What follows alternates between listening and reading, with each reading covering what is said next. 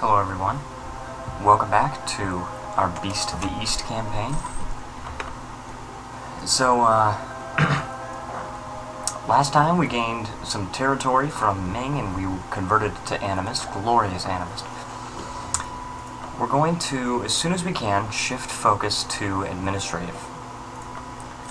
And we can, well, we could fire this advisor, but I actually need the admin points. So, we could probably do better with the yearly prestige. I really want to buy back stability, but I don't feel confident enough to actually do that. So, because I need to get admin tech. I need to just tech up an admin as quickly as possible.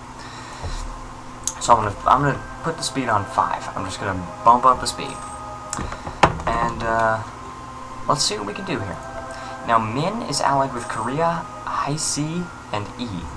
Because they're allied with E, that means it would be a very bad idea to attack them, because then E would join them and not me. Now, Shu is allied with Korea and Hmong, and if I attacked them, my diplomats are still occupied, but if I attacked them, I think C would join, and maybe E as well, because E has rivaled Shu. So I bet they're the best option for expansion. Although, I might not call C into this war, because if we can just hide out in the mountains, I think we'll be fine. I think we'll be just fine. Now, that is going to be a very expensive province to core. It's going to be impossible to convert.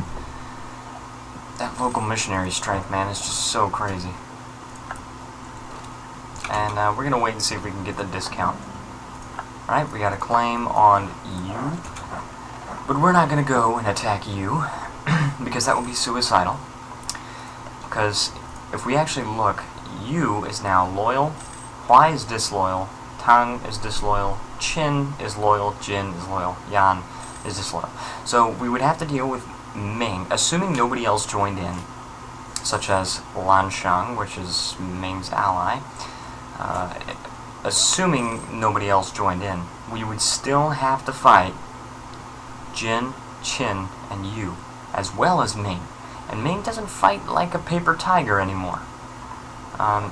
Sometimes they do, but take it from me as somebody who has played Ming before. Much, much more powerful in this version of the game. So I think we're just going to attack Shu. And I'll tell you what, I am still thinking about calling C in to the war. Create a proper fleet would be good, but I don't want to. I want to save the money. C actually would not join. Why? Because you're 52 ducats in debt. That's mostly why. If you didn't have that debt, you would join. That's fine. You know what? We got 16,000 troops. Hmong, can Hmong get military access? Probably, actually. But that's okay. I think we'll be okay if we just declare war right now. We're gonna do this. Leroy. Okay, Korea is now at war with me, and E joined me. And as long as they don't go to Chongqing like I'm going to. See, this is the mountains, right? They're hanging out in the farmlands. I may actually tell E to attach to me, and I don't know how effective that'll be. Bozo is June 27th. Okay, so he actually timed that out.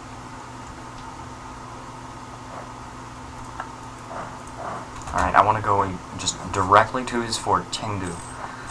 And it is a fort with a zone of control. Make no mistake. Okay, and I actually have enough money now where I can actually build a fort. Get military access, Wu, who's neutral toward me, at war with Champa and Khmer. And there's a slight chance. You know what? I'm going to make sure I'm in your good books. Because I don't like Wu very much, but you know what? Wu is kind of like France for the Asians. I'm just going to go ahead and say that. I'm just going to come right out and say it. And our force limit is 8, but we can't actually carry on this siege without 9 regiments, so... And for some reason, E won't join us, even though this province is... How expensive are you to vassal? Ooh, interesting. I could actually vassalize you. I might. It's my force limit. Oh my gosh. If I just spend a slight bit of, say, military power... Let's see, 66, 61, 76, 65, 77, 61. Do that. My force limit's now 9. Watch, look, see? 9. And I'm going to complete this regiment, and they're going to Chao. Just so you know, guys, I am going to butcher all of these Chinese pronunciations throughout the entire campaign. I don't want any of you to be surprised when I do that, because I will butcher the pronunciations. And we can get the discount now, so I'm going to do this. And for anybody just learning the game, you want to look at these pips right here. And if you're just learning the game, you want to read the tooltips, okay? And because for a long time, this is how this relates, but for a long time, I had no idea what those pips mean, or what those pips meant. When it comes to infantry and cavalry and artillery, I just didn't know what they meant. And people would always talk about how, you know, units have a certain number of pips, and Western units have a different number of pips, and look at Caradel expanding right there. And people always talk about that, but I didn't know what that meant. But I read the tooltip. And as soon as I read the tooltip, I understood. Okay, so we don't have nearly enough troops to actually do an assault. And he's going for our capital. If we can get this fort... Oh gosh, we're probably not going to get it in time. He got status quo. Let's get a wall breach or something, please. No? Crap. We're on the same level. Let's up the speed. You know what? Actually, we're going to have to break the siege. We're going to break the siege. No, we're going to go to Bozo. It's in the highlands and we're crossing a river, but you know what? We outnumber him way too much, and I've got this tech advantage on him. And we're going to wreck him. We're going to wreck face. We need to wreck face. Because I don't want E piecing out. E's actually still at high war enthusiasm. I'm actually at medium. But I don't care about my war enthusiasm. I care about E because... Ooh, interesting. Okay, they transferred occupation to me. Okay, they're gonna occupy Yicheng. Oh, jeez, no. No, it's not cool. Just gotta... Oh, jeez, but this is a fort. This is so a fort. Alright, you know what? Don't attach to me anymore. Just don't. Okay? I'm gonna go to Chengdu, and I'm going to try and get his fort occupied. Good. Mongyang. Oh. No, C is losing. That's bad. That's really bad for us.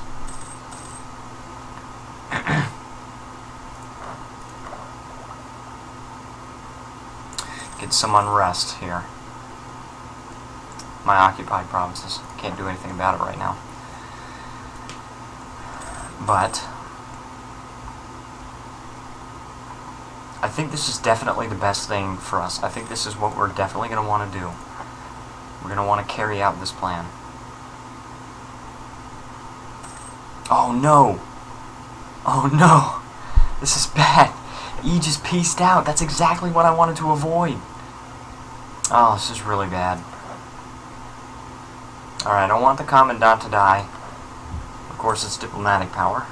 The most useless power we have right now. We're going to need a lot of admin to core Chongqing if we end up gaining it, so I'm not going to take the tech as soon as we have it. Oh, good wall breach. The natural 14. And this is farmland, so it's not a very good place to be defending.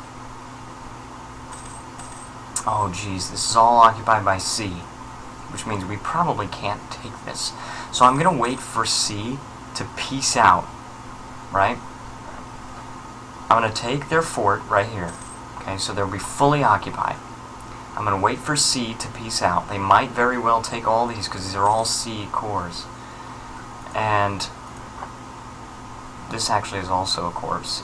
But then as soon as he pieces out, I'm gonna vassalize Shu.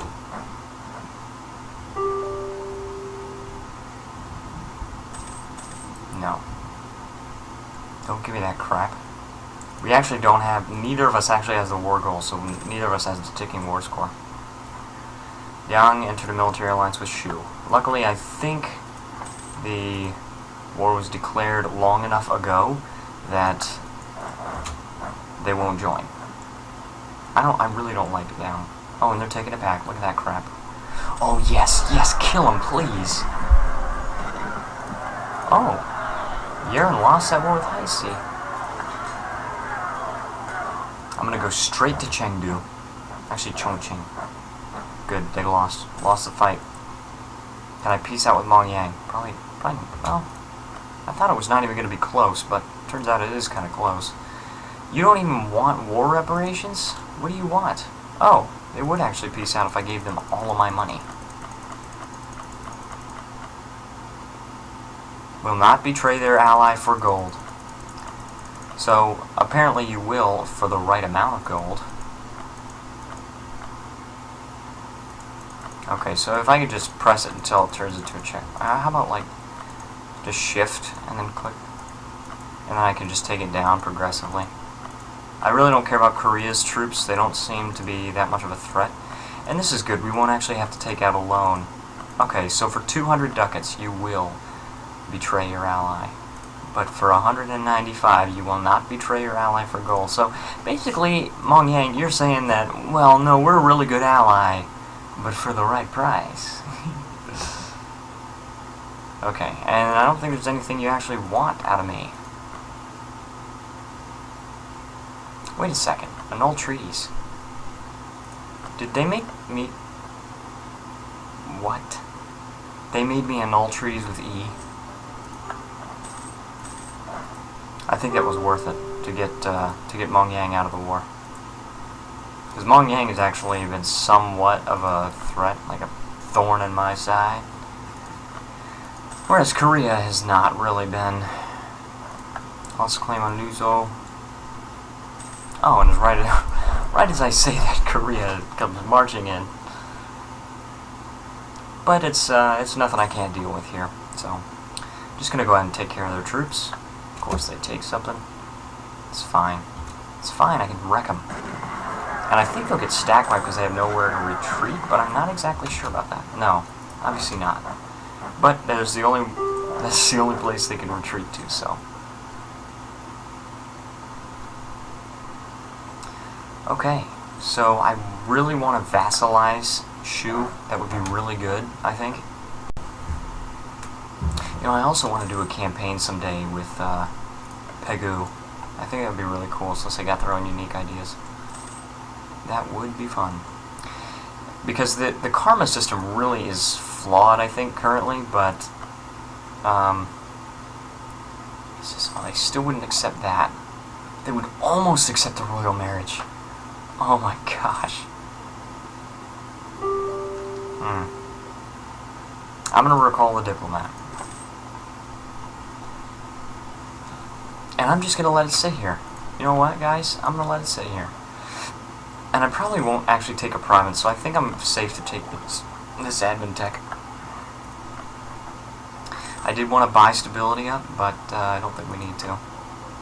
Or I don't think we should. I think we should just take the tech. Because the thing is, we're going to get more money because of this, and we're also going to get closer to our national ideas, which is very good. We need to reach exploration ideas as soon as humanly possible. And as soon as I hit the diplomatic power cap, I'm debating whether I should just tech up or whether I should increase production of my gold. Because the thing is, the gold is going to gain us lots more money, but it's also going to gain us a ton more inflation, and our inflation is already really high. So actually I think I'll just tech up when I reach the dip cap. Come on, Shu. Or come on, C. That's what I meant. All trees. I do want them to become my vassal. Demands exceed war score. Yeah, well. Also, apparently, it would cost some diplomatic power, which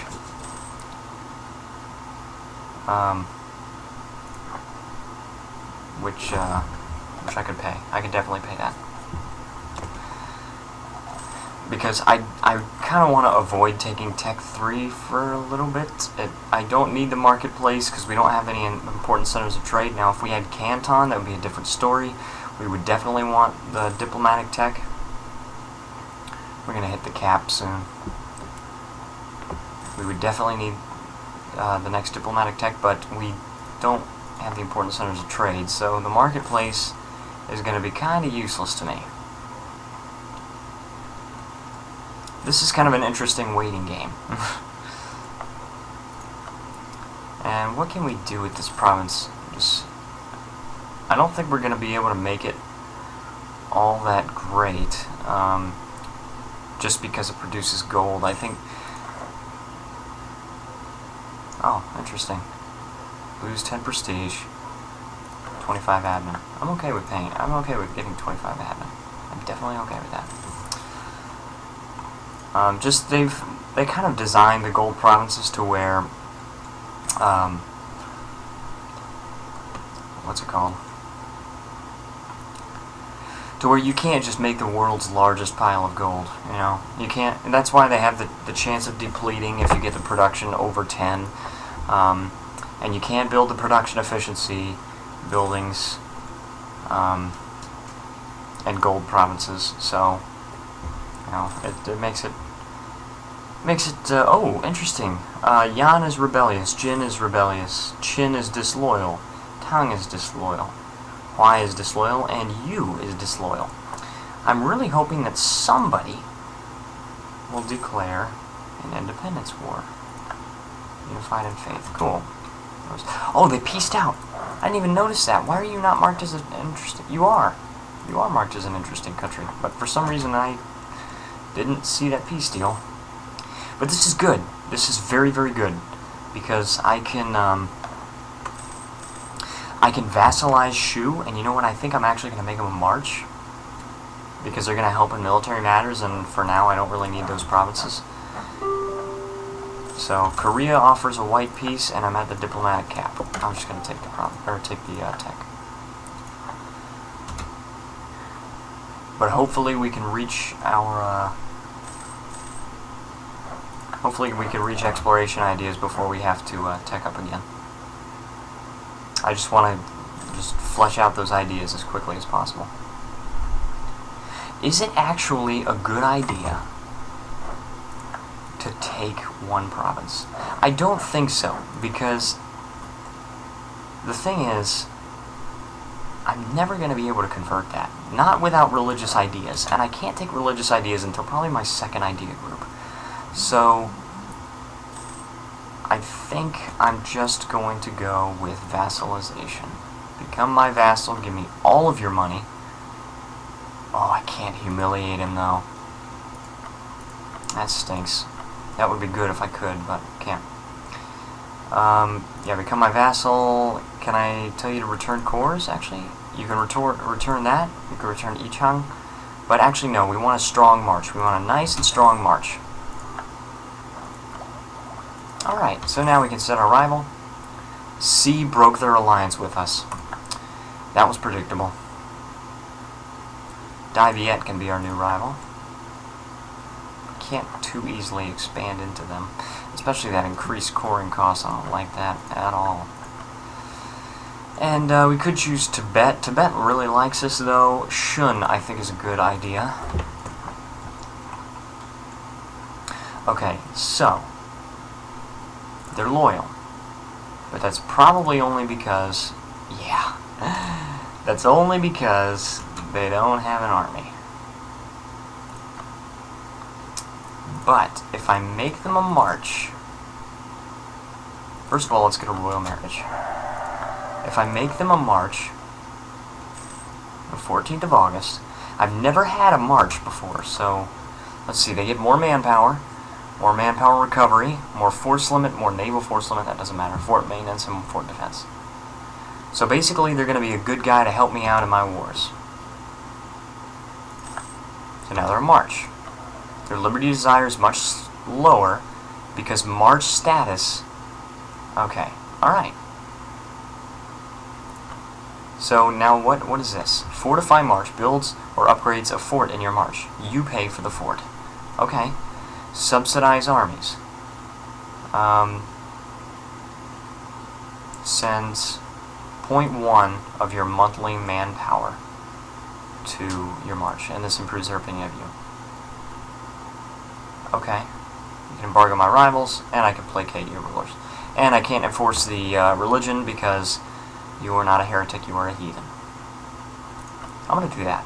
And that improves their opinion of me. So I wanna get the opinion up really high. I want them to be able to help a lot in my wars. And I want people to think twice before attacking me, just because I've got the march. And for 4 more years, we still can't form an alliance with E, but soon. Alright, so we're going to upgrade our cavalry, and we can either be more effective defending with shock, or more effective at attacking with morale. Samurai cavalry or Asian steppe cavalry. I think our cavalry want to attack, because we got the defensive bonus with our infantry. But anyways, this is looking pretty good so far, guys. I was a little bit nervous about this run for a while, but now that Shu is a march, they should be able to help a lot. Their liberty desire is not too high, and I'm going to keep them about that size so they don't get too big for their britches and start getting uppity and wanting to rebel. So yeah, I'm gonna rejoin you in the next episode. So thank you so much for watching, everybody, and I will see you next time.